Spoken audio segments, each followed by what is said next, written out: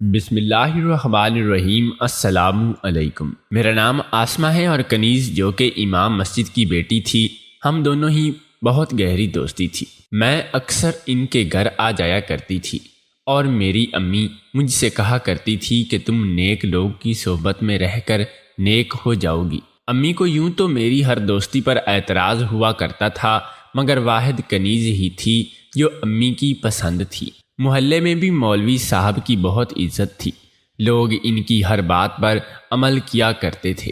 مولوی صاحب بیٹیوں سے محبت کرنے پر بڑا ہی زور دیا کرتے تھے۔ جمعہ کے ہر خطبہ میں وہ 10 منٹ بیٹیوں کے محبت کرنے کی تلقین کرتے تھے۔ ان کے خود کی 5 بیٹیاں تھیں، بیٹا کوئی نہیں تھا، مگر مجال ہے جو کبھی کسی نے ان کے منہ سے کسی قسم کا کوئی شکوہ سنا ہو، وہ اٹھتے بیٹھتے اللہ کا شکر ادا کرتے تھے کہ اللہ نے مجھے بہتر سے بہترین سے نوازا ہے۔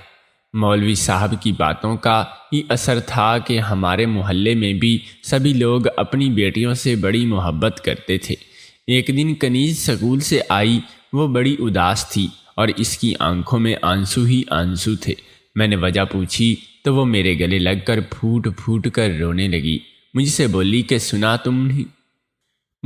کہ ثنا تم ہی بتاؤ، جب میرے ابو دوسری شادی کر لیں گے تو ہم بہنوں کا کیا ہوگا؟ میں بولے، خدا نہ خواستہ تمہارے ابو دوسری شادی کیوں کرنے لگے؟ وہ تو بہت ہی اچھے ہیں، تمہاری امی سے بڑی محبت کرتے ہیں، وہ کبھی بھی دوسری شادی نہیں کریں گے۔ تب کنیز کہنے لگی کہ اصل مسئلہ یہ ہے کہ میری امی نے ابو سے کہا ہے کہ وہ دوسری شادی کر لیں۔ امی نے تو ابو کو اپنے سر کی قسم بھی دے دی ہے، کہتی ہے کہ مولوی صاحب میں آپ کو بیٹیوں کے سوا کچھ نہیں دے پائی، آپ دوسری شادی کر لیں، مجھے امید ہے کہ دوسری عورت سے آپ کو بیٹا ہو جائے گا۔ ابو کہنے لگا کہ کیسی باتیں کر رہی ہو فاطمہ، تمہیں علم نہیں کہ اولاد مرد کی قسمت کی ہوتی ہے؟ اللہ نے میری قسمت میں 5 ہیرے لکھے ہیں اور مجھے کیا چاہیے؟ امی کہنے لگی کہ مجھے پتہ ہے کہ دل ہی دل میں آپ کو بھی احساس ہوتا ہوگا کہ آپ کا کوئی بیٹا نہیں ہے، یہ سب تو آپ مجھے بہلانے کے لیے ہی کہتے ہیں۔ اب تم ہی بتاؤ ثنا، کیا ابو دوسری شادی کر لیں گے؟ میں نے سن رکھا ہے کہ مرد دوسری شادی کر کے بدل جاتے ہیں۔ میں نے کنیز کو سمجھایا کہ ایسا کچھ بھی نہیں ہوگا، تم بلا وجہ دل خراب مت کرو۔ میری باتیں سن کر کنیز کو تھوڑی سی تسلی ہوئی۔ سکول سے چھٹی کے بعد جب میں گھر آئی تو میری آنکھوں کے سامنے اداس کنیز کی صورت پھرتی تھی اور میرا بھی گھر میں دل نہیں لگ رہا تھا، اسی لیے میں امی سے بولی کہ میں ذرا تھوڑی دیر کے لیے کنیز کے گھر جا رہی ہوں۔ میری بات سن کر امی نے مجھے گھور کر دیکھا، وہ کہنے لگی کہ بیٹا اب تم 8ویں جماعت میں ہو گئی ہو، چھوٹی بچی نہیں ہو جو یوں منہ اٹھا کر کہیں بھی چل پڑتی ہو۔ مجھے علم ہے کہ کنیز اچھی لڑکی ہے، اس کے گھر آنے جانے پر مجھے کسی قسم کا کوئی اعتراض بھی نہیں تھا، مگر پھر بھی تمہیں سڑک سے تو گزر کر ہی جانا ہے، لوگ طرح طرح کی باتیں کرتے ہیں۔ میں بولی کہ امی، کنیز سکول میں پریشان تھی، اس کا دل اداس بہلانے کے لیے جا رہی تھی۔ امی بولی، کیوں، اسے کیا ہوا تھا؟ اس کی طبیعت تو ٹھیک تھی۔ دراصل کنیز کی امی مولوی صاحب پر زور دے رہی تھی کہ وہ دوسری شادی کر لے، شاید ان کے ہاں لڑکے کی پیدائش ہو جائے۔ اماں بولی، تم اپنی عمر دیکھو اور اپنی باتیں، اگر تیرے ابا نے یہ باتیں سن لی تو تجھے یہیں زمین میں گاڑ دے گا، کیونکہ میرے ابو تھوڑے سخت تھے اور مجھ سے پتہ نہیں کیوں روٹھے روٹھے رہتے تھے۔ میں سوچتی تھی کہ ہر شخص اتنا خوش نصیب نہیں ہوتا کہ اللہ اور اس کے رسول کی پسندیدہ چیز بیٹی کو اپنا سکے۔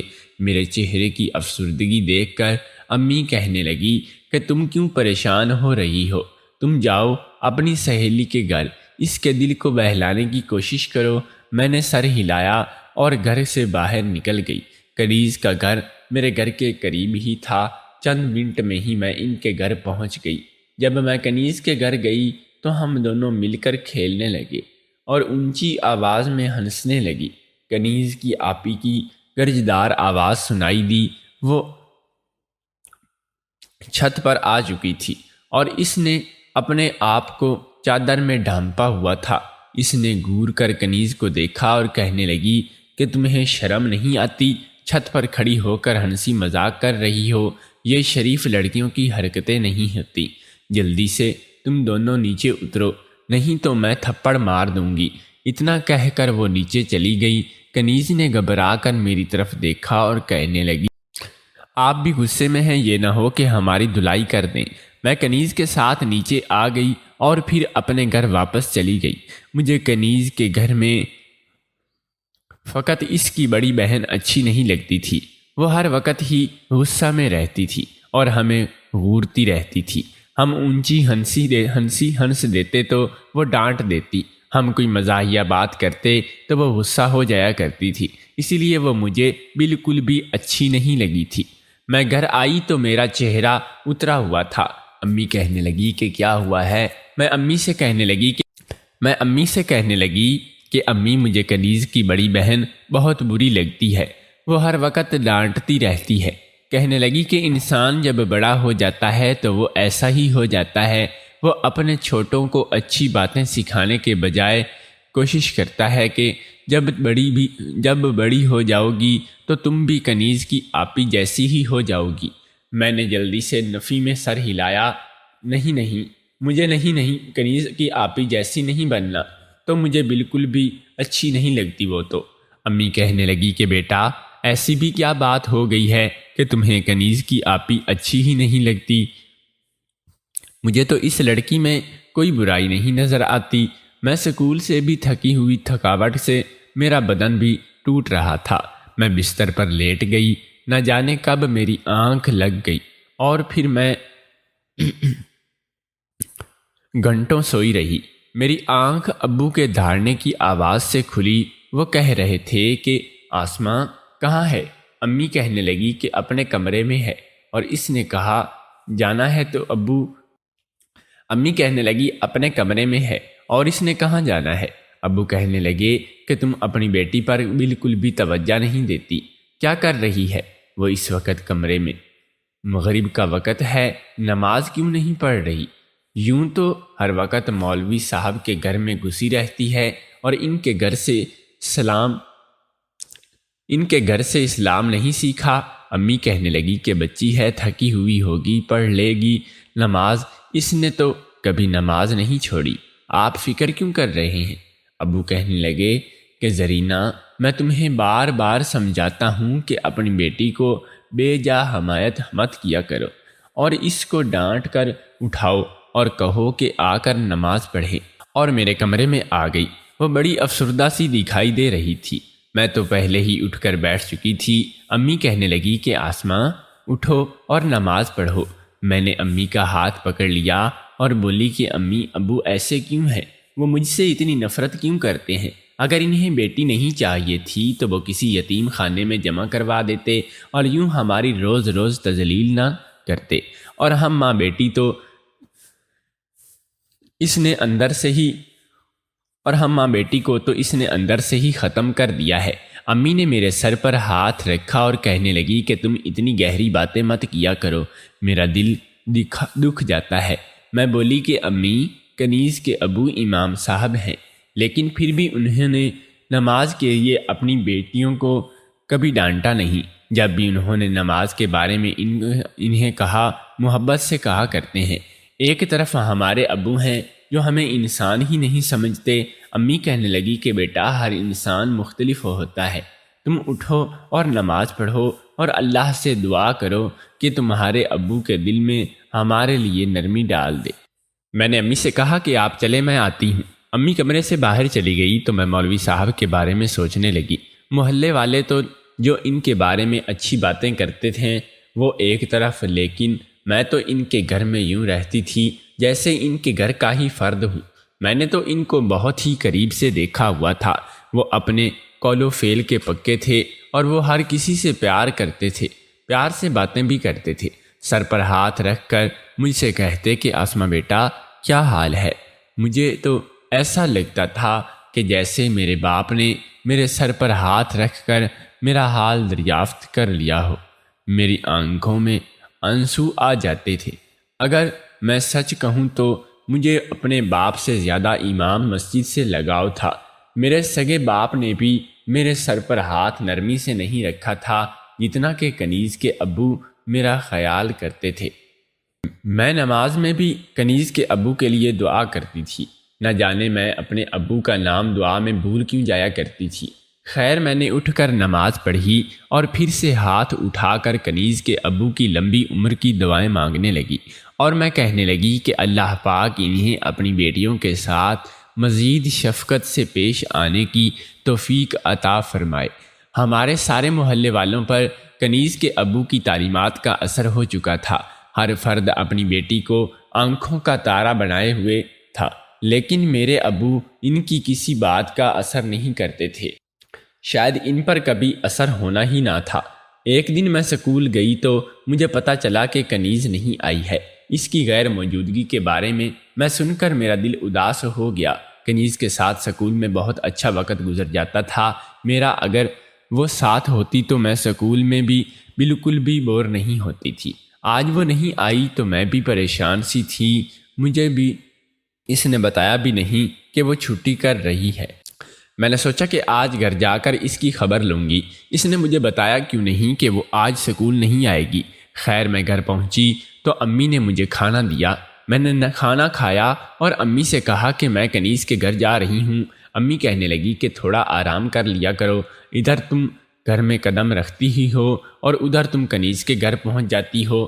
تم بھی تو اچھی لڑکی ہو، روز روز اپنے باپ سے میری بے عزتی کرواتی رہتی ہو۔ میں بولی کہ امی آج کنیز سکول نہیں آئی تھی۔ مجھے اس نے چھٹی کے بارے میں بھی بتایا بھی نہیں تھا۔ اب مجھے فکر ہو رہی ہے کہ کہیں اس کی طبیعت تو خراب نہیں ہو گئی ہے، اسی لیے میں ان کے گھر جا رہی ہوں۔ امی نے مجھے گور کر دیکھا، کہنے لگی کہ اچھا، میری ماں جو تمہارے پاس ہے تو ہمیشہ تو ہے، کوئی نہ کوئی تو دلیل دے ہی دیتی ہو، کہاں میری بات سنتی ہو۔ جاؤ مگر جلدی آ جانا۔ میں نے بھی سر ہلا دیا اور گھر سے باہر نکل آئی۔ کنیز کے گھر کے نیچے زمین ہی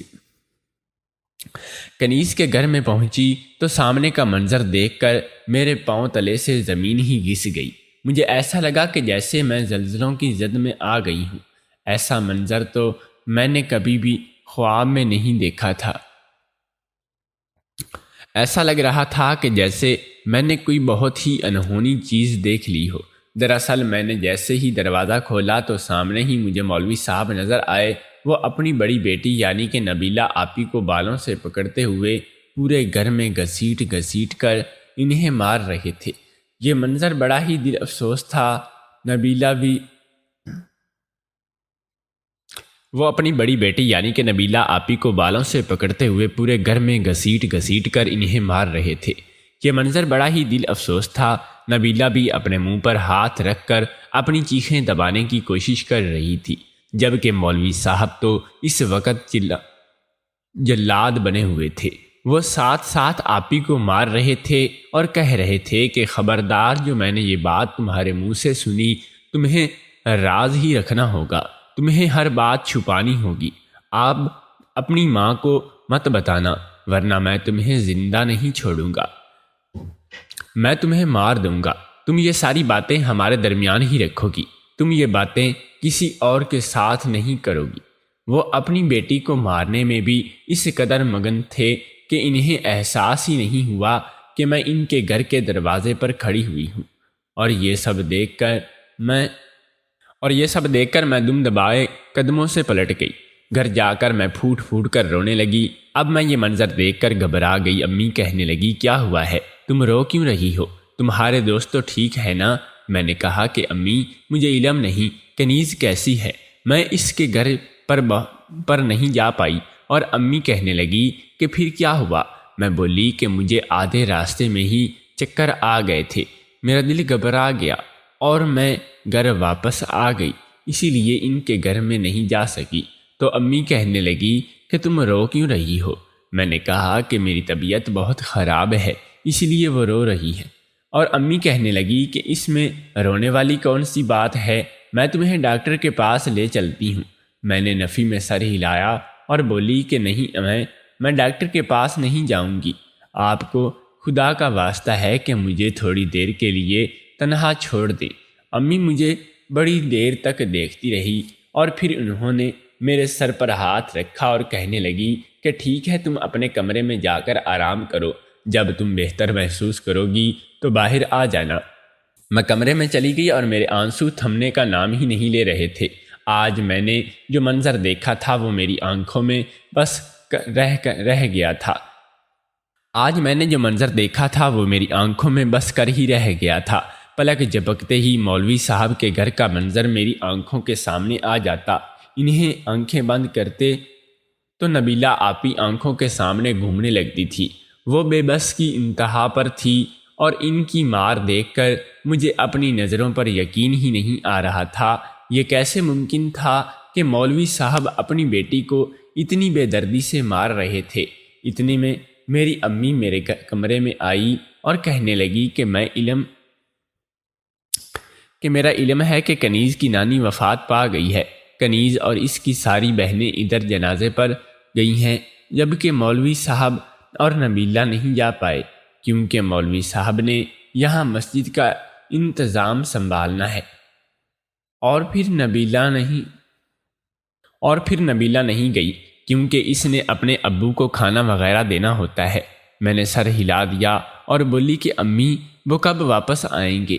تو امی کہنے لگی کہ انہیں ہفتہ 10 دن تو لگ ہی جائیں گے۔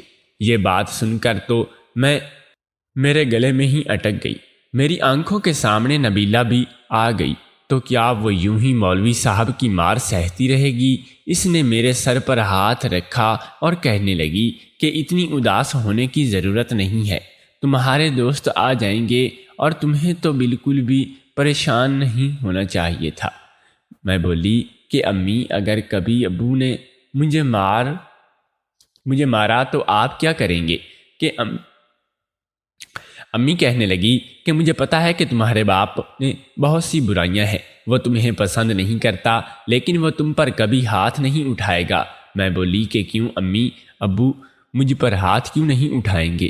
امی کہنے لگی کہ کیونکہ وہ اتنے بھی دل کے برے نہیں ہیں، بس الفاظ کی سختی ہے کرتے ہیں، لیکن تمہیں کبھی ماریں گے نہیں۔ میں بولی کہ امی، جو شخص اپنی بیٹی پر ہاتھ اٹھاتا ہے وہ برا ہوتا ہے کیا امی نے سر ہلا۔ میں بولی کہ امی، جو شخص اپنی بیٹی پر ہاتھ اٹھاتا ہے وہ برا ہوتا ہے کیا؟ امی نے سر ہلا دیا اور کہنے لگی کہ ہاں، جو شخص اپنی بیٹی کو مارتا ہے وہ بہت برا انسان ہوتا ہے، وہ اپنی اولاد پر ہاتھ نہیں اٹھانا چاہیے تھا۔ تب میری آنکھوں کے سامنے مولوی صاحب کا سراپا گھوم گیا تھا۔ کیا وہ بہت ہی برے انسان تھے اور وہ اپنی بیٹی کے اوپر ہاتھ کیسے اٹھا سکتے ہیں؟ میں سب باتیں آپ ہی سے نہیں کہہ سکتی تھی، نہ جانے میری زبان پر پٹی کیوں بن گئی تھی۔ یوں ہی دن گزرتے جا رہے تھے اور میں کافی دن تک امام صاحب کے گھر میں بھی نہ جا سکی۔ امی میرے پاس آئی اور کہنے لگی کہ تمہیں نبیلہ کے پاس بھی جانا چاہیے، وہ تمہارے دوست کی بڑی بہن ہے اور تمہیں اس کی خیریت بھی معلوم کرنی چاہیے۔ تمہیں چاہیے کہ ہر روز اس کے گھر جاؤ اور اس کا دل بہلانے کی کوشش کیا کرو، وہ تنہا ہو گئی ہے، اس کا دل پریشان ہوتا ہوگا۔ میں بولی کہ امی، ان کے گھر نہیں جا سکتی کیونکہ مجھے بہت ڈر لگتا ہے۔ امی کہنے لگی کہ اسماء، تم بھی تو بالکل ہی پاگل ہو گئی ہو، وہ کون سا تمہیں کھا جائے گی؟ میں امی کو نہیں بتا سکتی تھی کہ مجھے نبیلہ آپی سے نہیں مولوی صاحب سے ڈر لگ رہا تھا، لیکن پھر بھی میں اپنی امی کی مجبوری کو مجبور کرنے پر بھی ان کے گھر چلی گئی۔ نبیلہ آپی صحن میں بیٹھی ہوئی تھی، بہت اداس لگ رہی تھی۔ میں ان کے پاس بیٹھ گئی اور کہنے لگی کہ آپ اتنی پریشان کیوں ہیں؟ اس نے میری طرف دیکھا تو اس کی آنکھوں میں آنسو تھے۔ کہنے لگی کہ تمہیں آج یاد آیا ہمارے گھر کا نام، تم بڑی ہی بے وفا ہو، تمہارے دوست نہیں ہیں گھر میں تو تم نے آنا جانا ہی چھوڑ دیا۔ میں بولی کہ آپ بھی مجھے معاف کر دیں۔ آپ ہی کہنے لگی کہ کوئی بات نہیں، تم گھڑی دو گھڑی تو میرے لیے پاس آ جایا کرو، میں بہت اداس ہوتی ہوں۔ میں نے نبیلہ آپی کے ساتھ وعدہ کر لیا کہ میں ان کے پاس آیا کروں گی، لیکن پھر جو ہوا وہ اس کے بارے میں تو میں نے کبھی جو خواب میں بھی نہیں سوچا تھا۔ میں سکول سے واپس آئی تو ہمارے گھر پر تالا لگا ہوا تھا۔ میں نے سوچا کہ میں نبیلہ آپی کے پاس چلی جاتی ہوں، امی بھی تب تک گھر واپس آ جائے گی۔ میں نبیلہ آپی کے گھر گئی تو باہر رش دیکھ کر میں گھبرا گئی۔ کسی نے بتایا کہ نبیلہ آپی مر گئی ہے۔ یہ بات سن کر تو میں تین دھاڑے مار مار کر رونے لگی۔ میری امی بھی جلدی سے گھر سے باہر نکل آئی۔ انہوں نے میرا ہاتھ پکڑا اور کہنے لگی کہ میں صبح سے یہاں پر آئی ہوئی ہوں اور تم بھی آ جاؤ، اس کی والدہ بس پہنچنے ہی والی ہوگی۔ میں ان کے ساتھ 10 منٹ پہلے ہی بات ہوئی تھی۔ وہ کہہ رہی تھی کہ ہم آدھے گھنٹے میں یہاں پر موجود ہوں گے۔ میں نبیلہ آپی کی میت کے پاس بیٹھ کر رونے لگی۔ تب ہی مولوی صاحب کی آواز آئی اور کہنے لگے کہ میت کو دفنانے کا وقت ہو گیا ہے، میں اس کو دفنانے جا رہا ہوں۔ میری امی اٹھ کر کھڑی ہو گئی اور کہنے لگی کہ مولوی صاحب، ابھی تو بچی کو غسل بھی نہیں دیا گیا اور اس کی ماں بھی نہیں آئی، آپ پھر اس کو کیسے دفنا سکتے ہیں؟ مولوی صاحب کہنے لگے کہ اپنی بیٹی کو غسل نہیں دوں گا اور اس کو ایسے ہی دفناؤں گا۔ امی کہنے لگی کہ مولوی صاحب، اگر آپ ایسا کریں گے تو پھر رواج ہی پڑ جائے گا، ہر شخص اپنی بیٹی کو غسل کے بغیر ہی دفنایا کرے گا، ہم آپ کو اس چیز کی اجازت نہیں دیں گے۔ مولوی صاحب غصے سے کہنے لگے کہ تم کون ہوتی ہو مجھے اجازت نہ دینے والی؟ میں تو اپنی بیٹی کو ایسے ہی دفناؤں گا۔ مولوی صاحب نے چند آدمیوں کو بلایا اور نبیلہ آپی کا جنازہ اٹھا کر قبرستان کی جانب چل پڑے۔ یہ منظر دیکھ کر بڑا ہی عجیب تھا کہ میت کو قبرستان لے جایا گیا، ہر آنکھ اشک بار تھی۔ محلے کے بڑے بوڑھوں نے مولوی صاحب کو سمجھانے کی کوشش کی مگر وہ بدتمیزی پر اتر آئے۔ ہر فرد کو عزت پیاری تھی، اس لیے سب نے چپ سادھ لی اور خاموشی سے تماشا دیکھتے رہے۔ میری امی نے سر پر چادر لی اور میرے ہاتھ پکڑ کر کہنے لگی کہ ہم تمہاری سہیلی کی آپی کو یوں دفع نہیں ہونے دیں گے، میرے ساتھ چلو، ہمیں یہ سب روکنا ہوگا۔ مجھے تو ابو کا ڈر تھا مگر پھر بھی میں امی کے ساتھ چل پڑی۔ قبرستان جا کر مجھے بڑا عجیب منظر دیکھنے کو ملا۔ مولوی صاحب بڑی مشقت سے قبر کھود رہے تھے مگر مٹی تھی کہ اپنی جگہ سے ہٹتی ہی نہیں تھی، ایسا لگتا تھا کہ جیسے پتھر ہی بن گئی ہو۔ مولوی صاحب نے جگہ بدل لی مگر پھر بھی وہی سب کچھ ہو رہا تھا۔ غرض مولوی صاحب پورے قبرستان کی مٹی کھودنے کی کوشش کر رہے تھے مگر ایک جگہ سے دوسری جگہ جا رہے تھے مگر وہ اپنی کوشش میں مسلسل ناکام ہو رہے تھے۔ کسی نے کہا کہ جب تک میت کو غسل نہیں دیا جائے گا مٹی اپنی جگہ سے ہل نہیں پائے گی۔ ایسا کرتے کراتے بڑی دیر ہو گئی۔ کنیز اور اس کی والدہ قبرستان پہنچ چکی تھیں۔ انہوں نے مولوی صاحب کو بہت باتیں سنائیں اور ان سے بڑی ہی لڑائی کی۔ آپ میری بیٹی کو یوں کیوں دفنانے لگے ہیں؟